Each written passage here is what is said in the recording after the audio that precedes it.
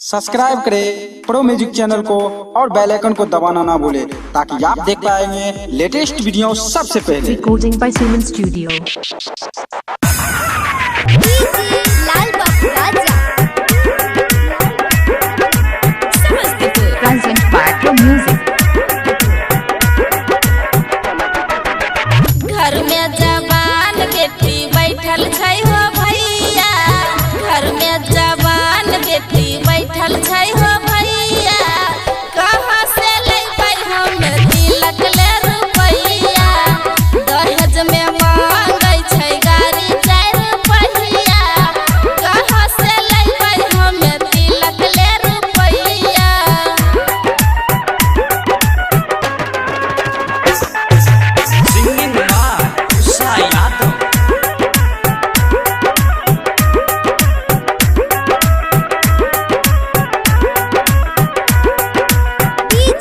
लाल बाबू राजा समस्तीपुर। बेटी के पापा के निंदो नया भैया, कहाँ से लेबै हमे गाड़ी 4 पहिया, गाड़ी 4 पहिया, गाड़ी 4 पहिया।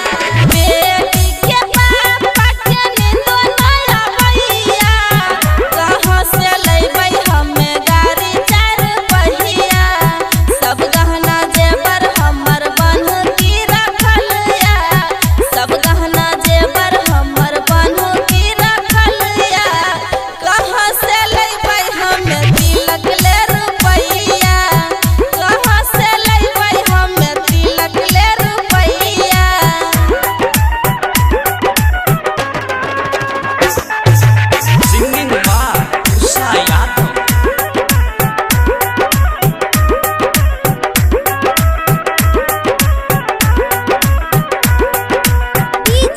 लाल Babu Raja Samastipur. Present by pro music. अभी के लड़का भैया पढ़ल लड़की खोजैया, एड्रेस इंग्लिश में लिखबै बातो नहीं बुझैया, बातो नहीं बुझैया, बातो नहीं बुझैया। अभी के लड़का भैया लड़की पढ़ल खोजैया, एड्रेस इंग्लिश में लिखबै बातो नहीं बुझैया, टोला पड़ोसी हमरा ताना मारैया, टोला पड़ोसी हमरा ताना मारैया, कहाँ से लेबै हमे तिलक ले रुपैया, कहाँ से लेबै हमे तिलक ले रुपैया।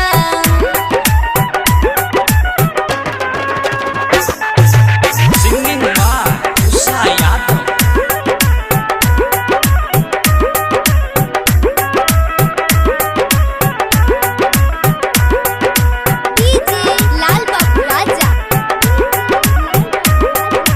समस्तीपुर।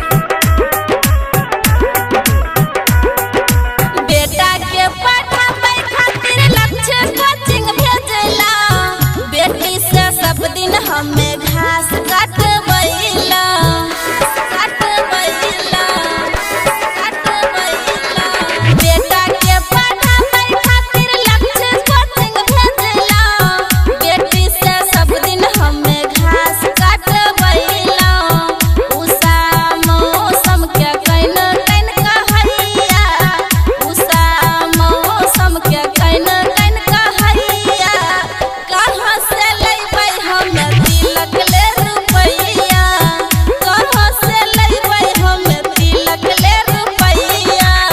दहेज में मांगै छै गाड़ी 4 पहिया, कहाँ से लेबै हमे तिलक ले रुपैया, कहाँ से लेबै हमे तिलक ले रुपैया।